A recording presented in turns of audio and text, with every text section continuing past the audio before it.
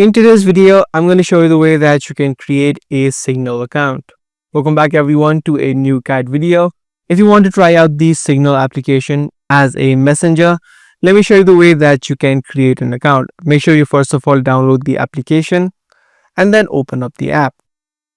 Now once you straight away land on this section, you'll have two options, either to continue, which means create a new account, or if you already do have an account, you can either restore or transfer. But for a new account, tap on the continue option. You also can allow contact permissions and phone call permissions, but you can also tap on the not now option. If you don't want to make this app the phone calling application, here you need to select your country code and then enter in your phone number and then tap on next. In the next step, you're going to get a code that will be sent to the phone number that you just entered in. Once you enter in your code, it's going to straight away take you to the section where you can set up your profile, such as add in your profile picture, add in your first name and your last name, and then tap on next on the bottom right. And in the next step, you'll need to create a PIN so that you can restore your account in case you forgot your password.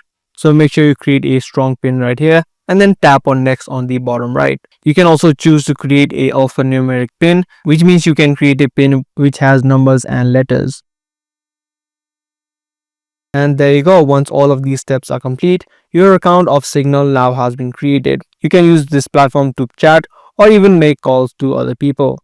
That's all there is for this video. I do hope this guide video was helpful. If it was, be sure to subscribe and also make sure to give this video a thumbs up.